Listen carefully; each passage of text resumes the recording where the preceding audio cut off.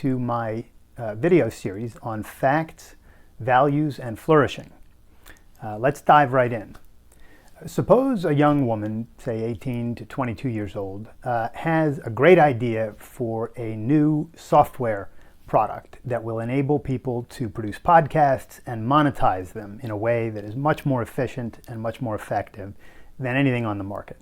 So she wants to start a business and produce this product and sell it. Now this is a massive undertaking. There's a whole lot of engineering involved. There's a whole lot of knowledge about business and sales and marketing involved. She needs, if she wants to succeed in this endeavor, she needs to put 100% of her time and her effort into this. Not only does she need to put all of her working hours into actually working on the business, during her downtime, she needs to engage in recreational activities and leisure activities that actually fuel her soul, things that actually refurbish her, so that she's got the energy and the enthusiasm to do the hard work that she has to do. She also needs plenty of sleep. She needs to sleep well, she needs to eat well, she needs to take good care of herself all around.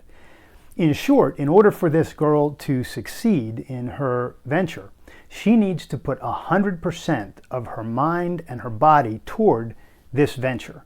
It needs to be the centerpiece of her life, and she needs to have everything else around her life sort of aiming at this. Downtime, sleep time, everything is in effect so that she can achieve this massive goal. Now there's a whole industry, it's called the self-help industry. It's a $12 billion plus a year industry dedicated to encouraging people to follow their dreams, to do this kind of thing. And there's all sorts of different systems worked out by various people. Some of them are better than others, some of them don't work so well at all, some of them are really great. But somebody like this girl, we'll call her Amy, is likely to be looking for self-help ideas on this, how to manage my time well, how to get the most out of my days, how to relax in a way that gives me lots of energy so that when I get back to my big project, I'm rested and ready to go.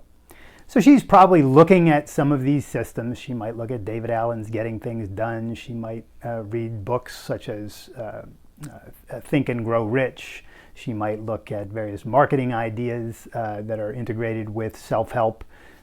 She might look at Tim Ferriss's work, the 4-Hour Work Week, how to join the new rich. She's going to be interested in anything she can get her hands on that will augment, fortify, and help her pursue this goal. So she's going to involve herself in those kinds of things, and she's going to pursue this business. Now this sounds great, right? On the surface, this sounds like a fabulous thing for this girl to do. Go for her dream, really put everything she's got into it.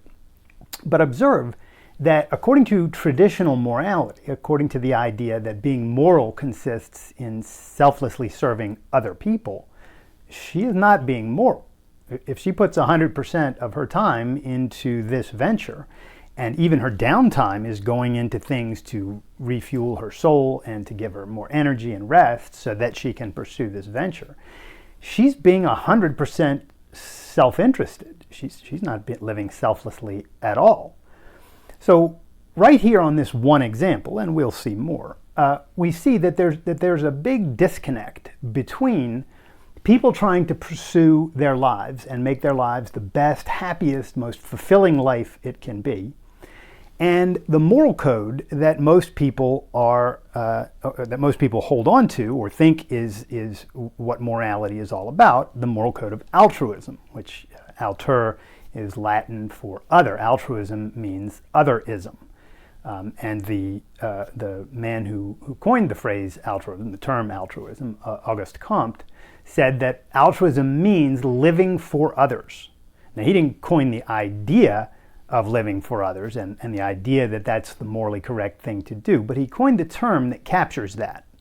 The idea dates way back into tribal times and to various religions. The Old Testament has God speaking through Moses, telling people, I command you to be open-handed to the poor and the needy in your community. In the New Testament, you've got Jesus telling people to sell everything you have and give it to the poor. More recent thinkers, Immanuel Kant held that if you take an action, the only way you can tell if the action is moral, the only way you can be certain that an action is moral, is to ensure that you have no self-interested motive behind it whatsoever, and therefore, if it delivers you a value, if the action delivers you a value, it is by that fact suspect. It is either amoral or immoral because your motive is not pure. Your motive is not selfless.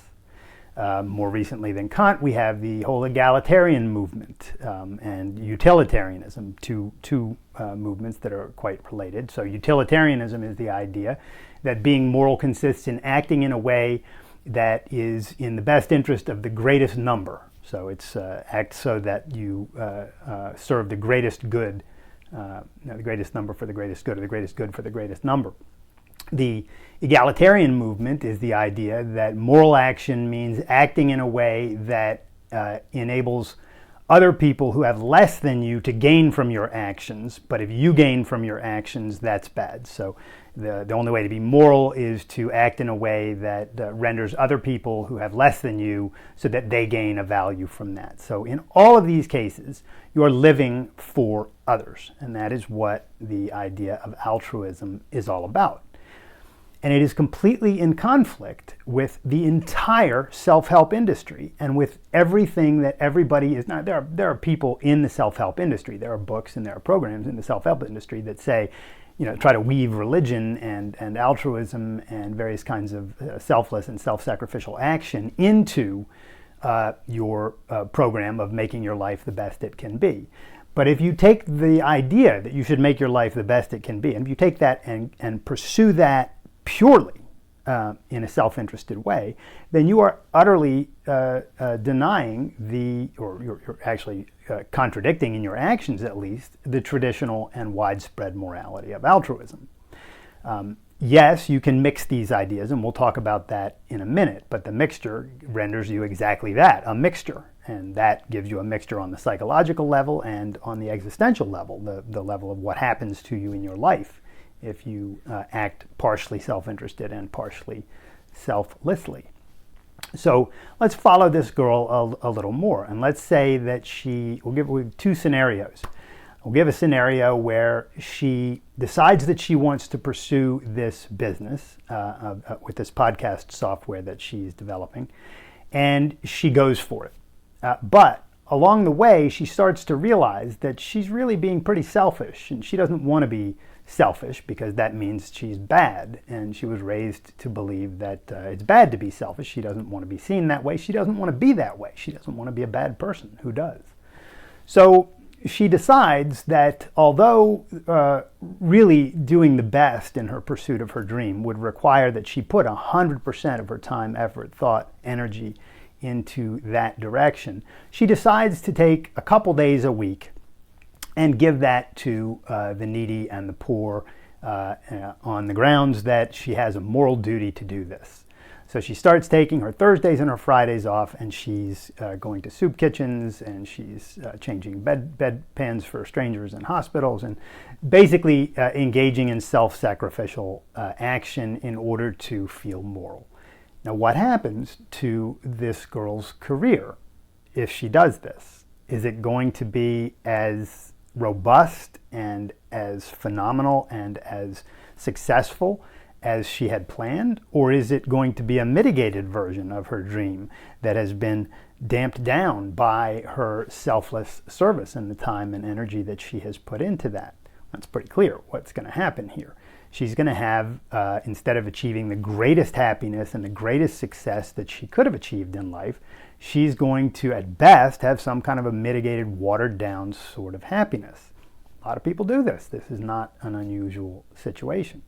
But suppose she went the other way. Suppose she said, I'm not going to worry about conventional morality. I'm going to pursue my values completely, 100%, and I'm going to go for this thing big time.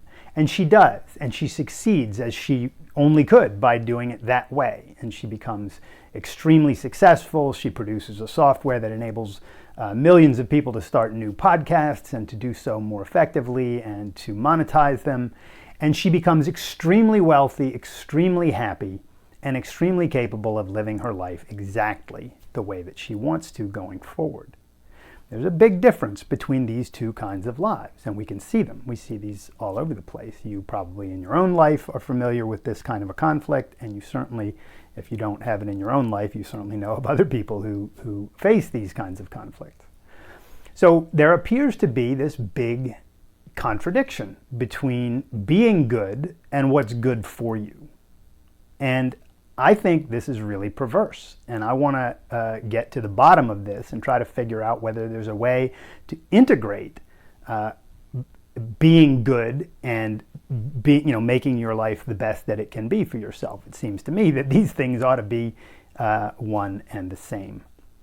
But before we get to some of that, I want to talk a little bit about some more examples. So it's not only on the personal level that somebody will make these kinds of decisions if they're trying to be moral in conventional terms and trying to pursue their dreams. It's not only on the personal level that we see the effects of this.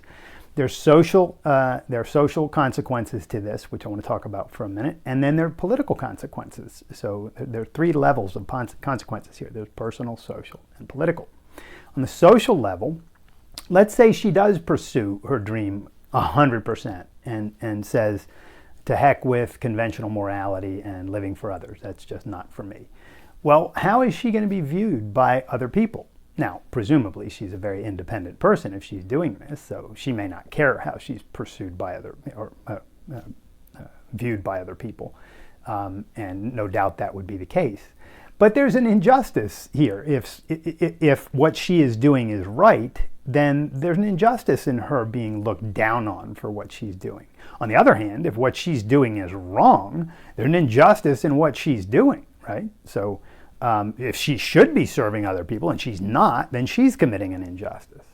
If what she's doing is right, but she's being scorned and condemned and sort of outcast because of her selfish actions, then there's a contradiction there.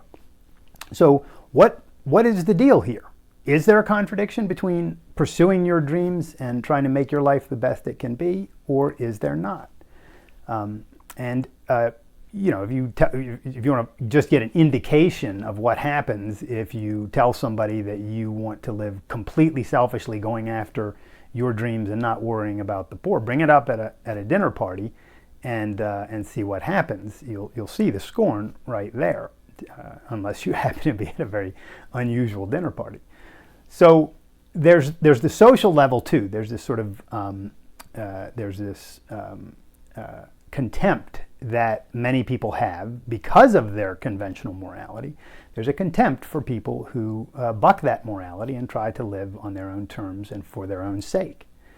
And then think about the political level. I mean, what happens when you have a society of people and the overarching view of morality in this society is, well, people really ought to sacrifice for others. And if they don't, they're really being immoral. I mean, what's really moral is to live for others. Now, we can't all just fully live for others because then that just wouldn't make any sense and we'd all be poverty-stricken and nobody would get anything done. So that seems silly. So what we want to do is we want to mitigate this. We're going to live sort of partially morally and we're going to live sort of partially self-interestedly. And that's the way that we think everyone should live. That's going to be the norm in the society. You'll see it you'll hear about it in Sunday school, in the movies, in books you read. Advertisements will indicate that this is the way to live. And then we get cliches such as, well, nobody's perfect and you can't aim too high in life or you'll just be upset, and the moral and the practical are at odds, so don't try to really put these things together and make a unit of them. It's just not going to work. You just have to deal with the fact that life is gray and character is gray and you are gray, and therefore your life is going to be gray. And this is the social context that we have when everyone is accepting the idea that we should selflessly serve others in order to be moral. Well, what happens when we start voting in politicians? Are we going to vote in politicians that say, hey, let's have laws that free everyone so that they can act 100% in their self-interest and If they want to give to charity, they can do that, but they're never going to be forced to give to charity. They're never going to be forced to give to people who need medical care or people who need retirement funds and the like. No force will be applied because that would be immoral. These people have a perfect right to act on their own judgment and keep the product of their effort. Or are the politicians more likely to say, well, look, everyone knows that being moral means self-sacrificially serving others. And so we've got to have a system that makes people sacrifice for the greater good. That's what being moral is all about. We've got to bring that idea into politics. So we need to set up welfare programs, not only for the poor and the downtrodden, but also, if somebody's big business is going out of business, it looks like it's going to teeter. I mean, think about all the shareholders and all the stockholders who have an interest in that business. We can't just let them let their business fold and let them suffer the consequences. That would be wrong. Other people, we're supposed to live for others. So what we'll do is we'll bail them out and we'll give welfare to these people over here, and we'll set up public school systems so everybody gets free education. Free meaning that the taxation that people are forced to pay to the government will fund these schools, and so on. And you get the welfare state, which is exactly what we have, right? This isn't fiction. This is exactly what we are looking at.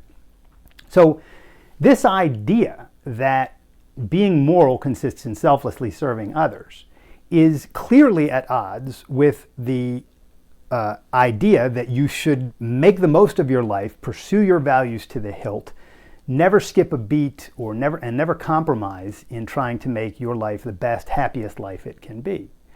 And so I really think that what we're looking at here is a clear contradiction. I think it's a perverse contradiction, and I think it's something that needs to be solved. If you think about this, there are two sort of analogies you can use here. This is like having a civil war in your soul. It's like you have these desires that are good for your life and you want to pursue them because you know that if you pursue them, even though you won't succeed at every step of the way, in the aggregate, given that we live in a causal environment, in the aggregate, if you're thinking clearly and pursuing your goals, you're going to succeed over time. And if you do that really, really consistently, and if you do that in a way that brings to bear all of your good thinking and all of your principled thought and action on this, you're probably going to soar. This is what people do when they sort of break away from conventional morality and do that. But if you think at the same time, if in your soul you feel like, oh, well, I could do that, yes, but it's wrong to do that. I really should be either joining the Peace Corps and going to build mud huts for people in third world countries, or at least I should be taking my weekends and serving soup at the soup kitchen or whatever. You're either going to do that, you're actually going to make those sacrifices, or you're going to feel guilty that you didn't make those sacrifices. In any event, you're going to have a civil war in your soul. And it's a civil war that ruins lives. It ruins dreams. It destroys what a person's one life could be. And another way to think about this, and I think this is particularly true when we think about teenagers and young adults who are coming into their adulthood and they're trying to get their heads around, how should I live? What's the right way to live? What should I do?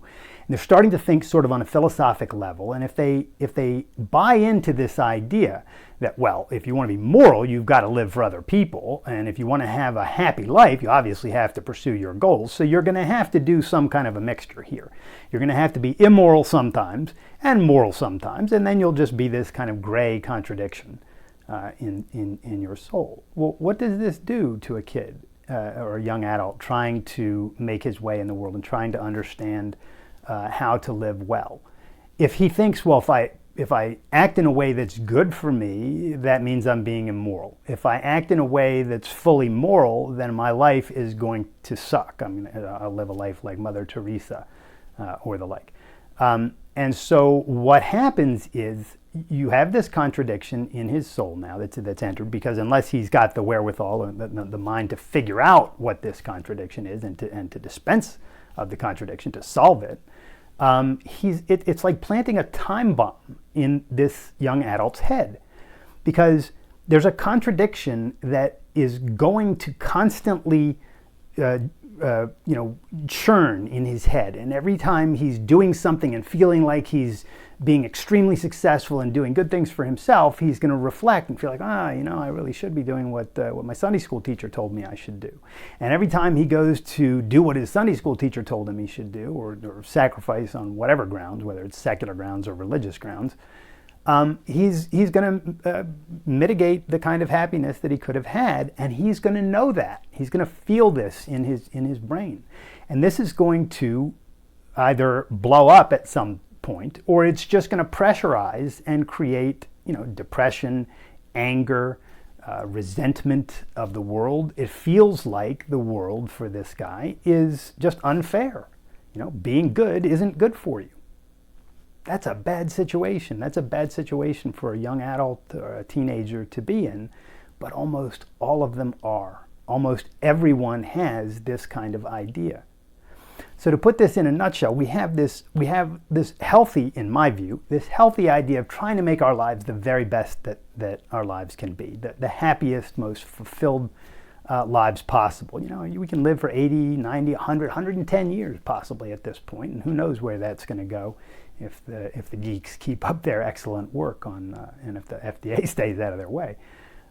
So we have this long-range project that we're trying to do to make our lives wonderful, to make our lives beautiful, to make our lives the best life they can, best one life that it can be. We live once, and if we don't live fully now, we don't get a takeover. We don't get a do-over. We don't get to go, I messed up by sacrificing so much, and now I'd like to come back and not do that. So this is a really important subject, I think. And you can see the importance of trying to make your life great by the number of people who want to do that and the size of the industry that produces books and videos and podcasts and all sorts of things. That's a $12+ billion industry. My guess is it's even higher than that, particularly with podcasts nowadays. But last record I saw of this is it's a $12+ billion industry, the self-help industry. But you've got this whole industry dedicated to helping people make their lives the best that they can be.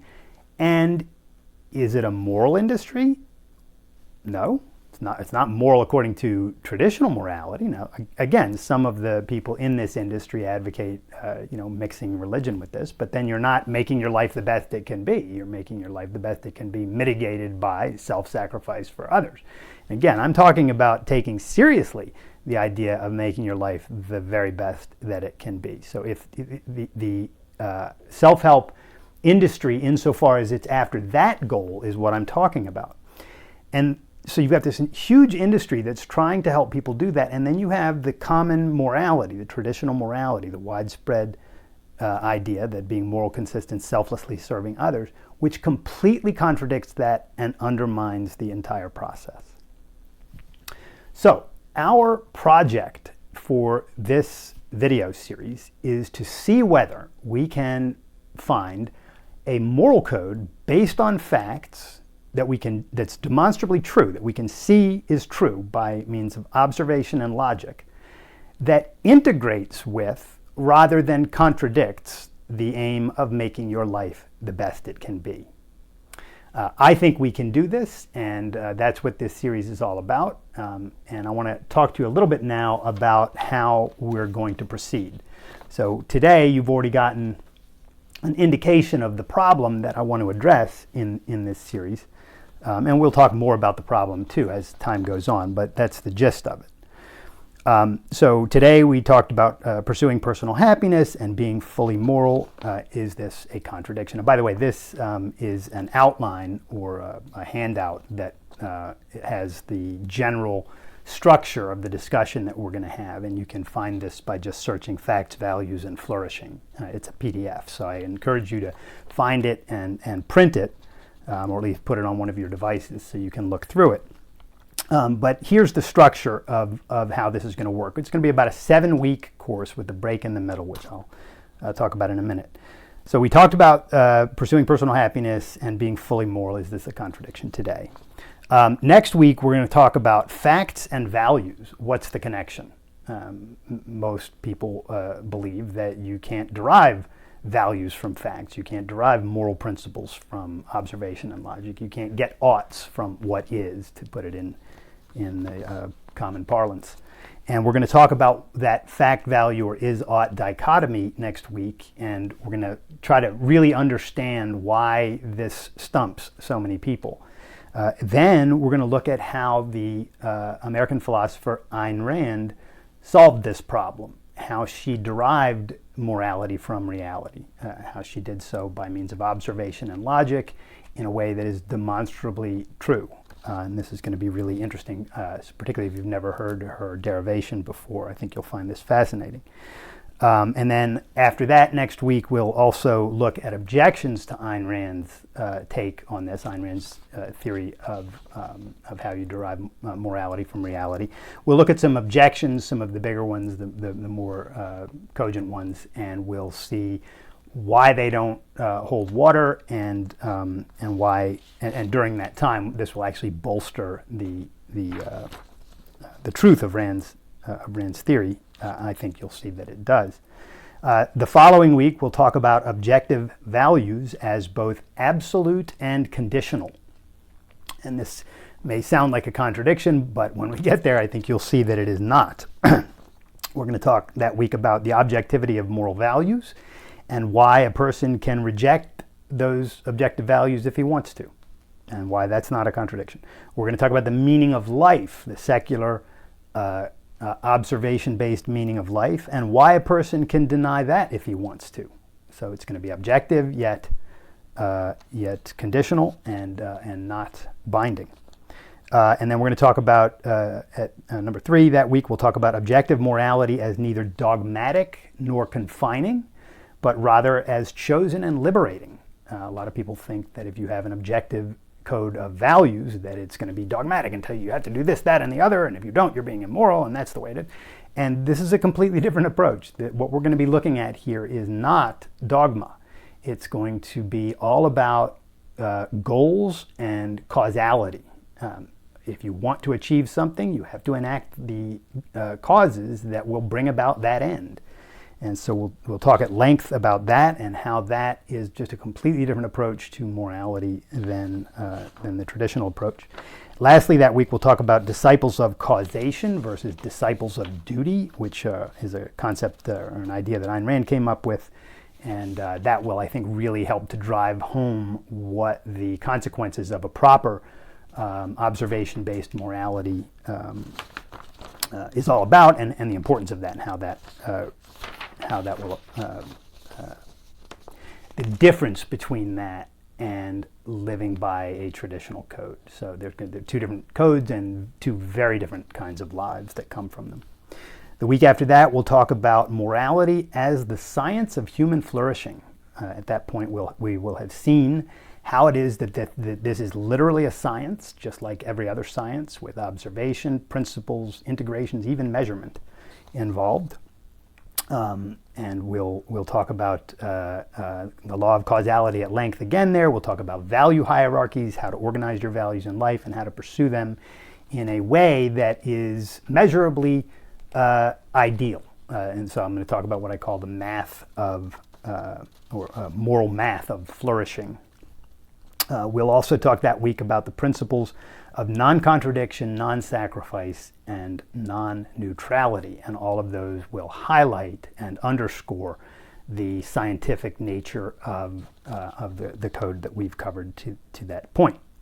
Following week, we'll talk about virtue as the art of human flourishing. So virtues are actions, and we'll see how virtues are ultimately principled or objective virtues that you can prove are correct, are principled, life-serving, and rights-respecting actions. And we'll talk about virtues and vices, so actions that uphold those ideas and actions that violate them. We'll then talk about fundamental virtues and fundamental vices as against derivative virtues and vices. And we'll talk also about personalizing virtues, making sort of standing orders for your own life and your own context and your own goals, so that you can, the fundamental virtues that we cover are going to be so abstract that it's hard to understand how to convert those into principles of action that can help you live. I mean, you can, but they're so abstract that you can only do that at a very general level. And if you get more specific about how these virtues apply to your life, your context, your needs and goals, it can be extremely helpful. So we'll talk at length about that, about standing orders, and about habit formation. And I think that those are extremely fundamental aspects of self-help. And by this time, we'll start to see how this morality, based on observation and logic, integrates with the whole pursuit of a life full of happiness rather than contradicting it. And so that we're going to see this big integration of these two very initially seemingly different ideas. In the final week, we'll talk about the overarching integration that we've seen and its vital implications. We'll look then, once we've gotten through all of this, we'll look at the personal implications of these ideas. We'll look at the social and political implications of these ideas. And then we'll look at how to embrace these ideas and how to advance them in the culture so that more people can learn how to have a spiritually harmonized soul rather than a soul at civil war with itself. So that's just an indication of what's to come. I hope this has wet your whistle to get you to come back next week. A couple words about Q&A and a week that we will skip. Q&A first. So the way we're going to do Q&A is if you have a question about anything I've discussed or anything that's even related, feel free either to put it in the comment section below or to email me at cbiddle@theobjectivestandard.com. I'm going to look through the questions that come in, and at the beginning of each new episode, rather than at the end, I'm going to address 2 or 3 of the most interesting questions, or the questions that I think are going to be of most interest to a general audience. If you send me a really good question that I don't think is of interest to a general audience, I'll probably just reply to you separately about that. But if you send me a question that I think would be of interest to people in general, I'll go ahead and address that question on the front side of the next week. And that way it will be tied to what we talked about last week, and it'll help us to segue into the discussion for the present week. And then lastly, because the Objective Standard is throwing a conference in Richmond, Virginia, August 16 through 19, August 16 is a Thursday, so we're going to skip that week because I'll be busy, but we'll resume the following Thursday. And so there'll be 1 week taken off. Conceivably, we will go a little longer than 7 weeks, depending on how things go. The outline that I've created is just a general idea of what I plan to cover and the order in which I plan to cover it.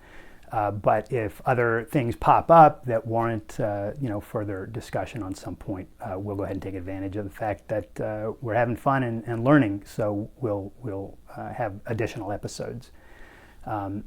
So I hope you're enjoying this so far. I hope you continue to join us weekly, and please let your friends know about this. I think this is going to be really eye-opening for a lot of people. And even if you already know these ideas to some extent, I think to see how they're integrated in this new way by talking specifically about the goal of making your life great and the problem of a moral code that does not comport with that, and trying to figure out how it is that these things can come together, if they can come together, and we'll see that they can, but it's not obvious how they come together. And I think that in watching this series and participating, you'll really come to understand this at a very, very deep level, and it's going to be extremely powerful knowledge. So we'll see you next week, and until then, love your life.